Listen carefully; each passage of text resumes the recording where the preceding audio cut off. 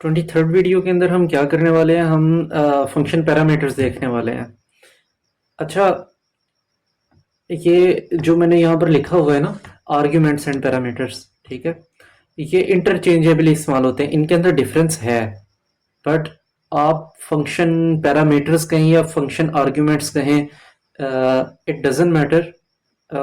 मसलन ये है कि आपको डिफरेंस मैं बता दूंगा, बट मैं इसको इंटरचेंजेबली यूज़ करूंगा। मे बी मैं कभी फंक्शन पैरामीटर्स कह रहा हूँ, मे बी कभी फंक्शन आर्ग्यूमेंट्स कह रहा हूँ, तो सेम ही बात है, ठीक है।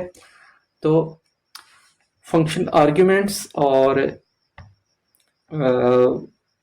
या पैरामीटर्स।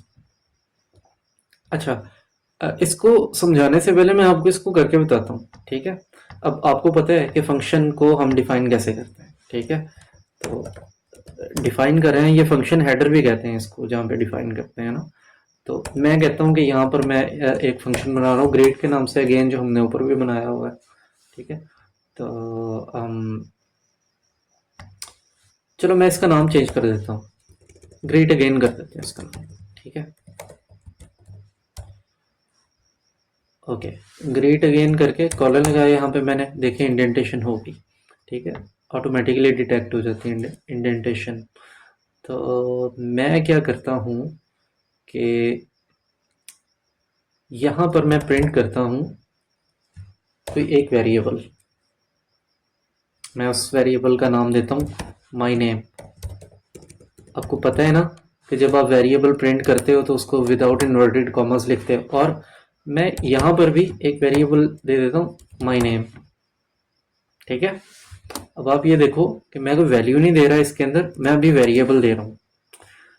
अब मैंने इस फंक्शन को कॉल करना है, ग्रीट अगेन को, ठीक है। अब मैंने ग्रीट अगेन को कॉल किया और मैंने क्या लिखा इसके अंदर, ब्रैकेट्स के अंदर मैंने क्या लिखा, अपना नाम लिख दिया, ठीक है, कॉलम्स में, इन्वर्टेड कॉमर्स में, सॉरी, ठीक है। अब हो क्या रहा है कि मेरी जो फंक्शन डेफिनेशन है ना, वो किसी एक वेरिएबल को एक्सेप्ट कर रही है। ये जो वेरिएबल है ना यहाँ पे, this is called function parameter या फंक्शन आर्ग्यूमेंट, ठीक है।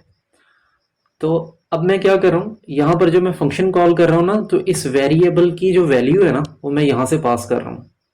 अब होगा क्या, ये जो मैं फंक्शन कॉल कर रहा हूँ, तो इसकी ये वाली जो वैल्यू है ना, इसके अंदर जाएगी, इस वेरिएबल के अंदर, और इसके अंदर जहाँ जहाँ पर भी वो यूज़ हो रही है ना, वहाँ वहाँ पर वो यूज़ हो जाएगी, ठीक है। इसको हम रन करके देखते हैं, ठीक है।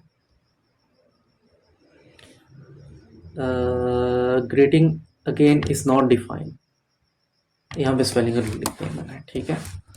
तो नाउ दिस इज ट्रू। अब इसको मैं रन करता हूँ, शिफ्ट एंटर से मैंने रन किया। अब आप ये देखें कि मेरा नाम यहाँ पर आ गया है, ठीक है। क्या हो रहा है कि हम यहाँ पर कोई वैल्यू पास कर रहे हैं, वो ऊपर जो इसके फंक्शन हेडर के अंदर जो वेरिएबल पड़ा हुआ था, जिसको हम पैरामीटर या आर्ग्यूमेंट कह रहे थे, वो वैल्यू इसके अंदर जा रही है, और अंदर जहाँ जहाँ पर भी हम वो वेरिएबल यूज़ कर रहे हैं, वो वहाँ वहाँ पर जा रही है वैल्यू, ठीक है। तो ये जो चीज़ें हैं ना, जो ब्रैकेट के अंदर हम लिखते हैं, मेन नुक्ता समझने का ये, जो चीज़ें हम ब्रैकेट के अंदर लिखेंगे दे आर पैरामीटर्स, ठीक है। फंक्शन के ब्रैकेट्स के अंदर जो हम चीज़ लिखेंगे दे आर पैरामीटर्स, ठीक है। अच्छा, अब ना थोड़ा सा मैं आपको डिफरेंस बता देता हूँ कि पैरामीटर्स और आर्ग्यूमेंट्स में क्या फ़र्क होता है। पैरामीटर्स वो होते हैं जो हम फंक्शन डेफिनेशन के अंदर लिखते हैं, ये पैरामीटर है, ठीक है। और आर्ग्यूमेंट क्या है, आर्ग्यूमेंट वो होते हैं जो हम फंक्शन कॉल में लिखते हैं, तो ये डिफरेंस है। लेकिन इट डजेंट मैटर, ठीक है, for the sake of knowledge. Interview के अंदर आपसे कोई बंदा सवाल पूछ रहा हो या आपका नॉलेज टेस्ट कर रहा हो, तो maybe you can tell them there कि ये डिफरेंस होता है। लिख भी देता हूँ। तो